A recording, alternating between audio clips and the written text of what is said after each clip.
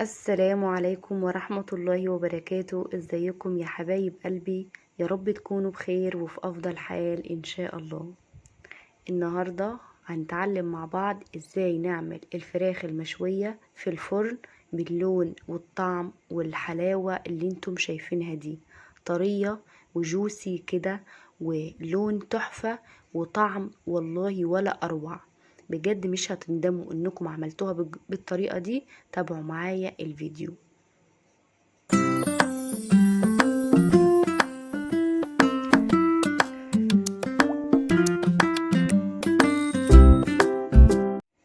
نسمي الله ونبدأ الفيديو. اللهم صل وسلم وبارك على سيدنا محمد. انا معايا هنا يا جماعة فرخة يعتبر متوسطة، ومعايا هنا انا غسلتها كويس قوي، وبعد كده نقعتها في محلول النقع ده. محلول النقع ده عبارة عن شوية مية ومعاهم شوية ملح وليمونة، عصرتها وسبت بالقشر بتاعها، وشوية دقيق. سبتهم قد ايه؟ سبتهم بالظبط ربع ساعة، وبعد كده غسلتهم كويس قوي وصفتهم زي ما انتم شايفين. في الخطوة دي يا جماعة احنا بنجيب الفرخة كده، ورك الفرخة او الصدر، وبنفضل نشرح فيها شرايح لحد ما توصل للعظم. ليه بقى؟ عشان لما نيجي نعمل التتبيلة وتدخل جوه، حتى لو انتم مستعجلين وعايزين تعملوها بعدها بنص ساعة على طول، هتلاقوها شربت من التتبيلة كويس قوي.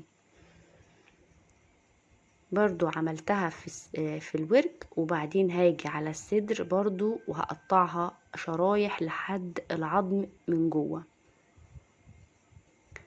اتمنى اللي ما اشتركش في القناة يشترك دلوقتي حالا ويفعل زر الجرس على كلمة الكل عشان يوصل لكم كل جديد، ونضغط لايك يا جماعة، لان اللايك اللي بيعلي القناة وبيخلي الفيديوهات توصل لأكبر عدد من المتابعين.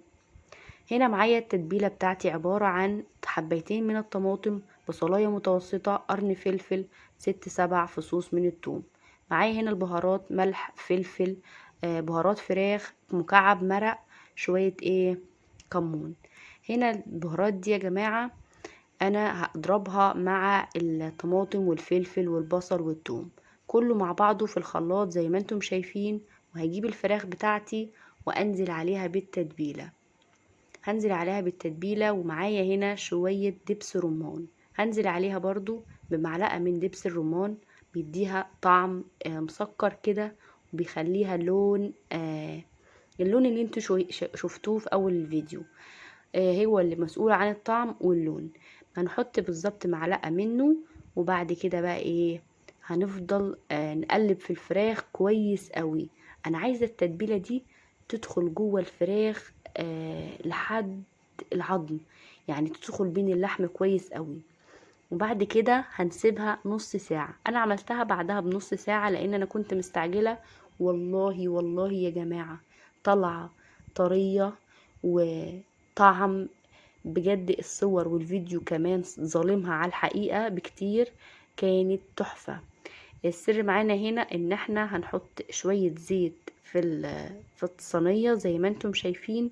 دي اللي هتطلع لنا الفرخة باللمعة اللي انتم شفتوها واللون اللي انتم شفتوه ده. وبرضو مش عايزة اقول لكم ان ده غير الطبيعة بكتير. فتابعوا معايا الفيديو وان شاء الله هتعجبكم. جربوها بالطريقة بتاعتي وبإذن الله هتعجبكم، وهتقولوا لي رأيكم في التعليقات. هنا بقى برش على وشها شوية زيت، بس حاجة بسيطة كده زي ما انتم شايفين. اللهم صل وسلم وبارك على سيدنا محمد حبيبي يا رسول الله. اهو زي ما انتم شايفين كده. تعالوا معايا بقى على الفرن، هنحطها في الرف الاوسط درجة حرارة 200. هنولع الشواية ونولع الفرن من تحت، وبعد كده هنقفل عليها لمدة ساعة الا تلت بالظبط. طلعت معايا بالشكل اللي انتم شايفينه ده. والله الفيديو ظالمها يا جماعة، هي احسن من كده بكتير. في الحقيقة احلى من كده بكتير. بصوا الورك طالع عامل ازاي.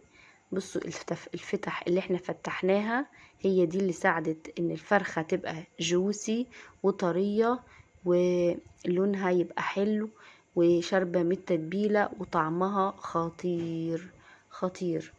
اتمنى يا جماعة تجربوها وتقولولي رأيكم في التعليقات. هنا بقى قربنا نخلص الفيديو. بصوا الفرخة طرية ازاي. على فكرة انا ما كنتش عارفة اقطعها عشان هي كانت حامية، بس لكن بصوا ثبت العظم وطلعت ازاي مستوية كويس قوي.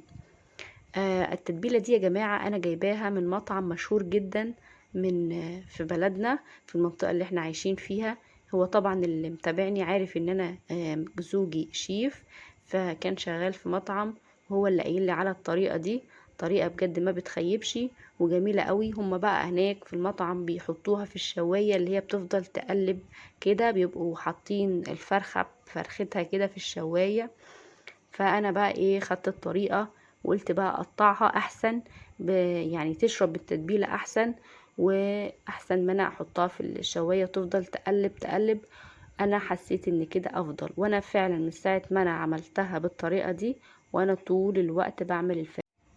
واللي ما اشتركش معايا في القناة يشترك دلوقتي حالا، ويا ريت اللي وصل معايا لحد هنا يضغط لايك. واشوفكم بكرة على خير في فيديو جديد. مع السلامة.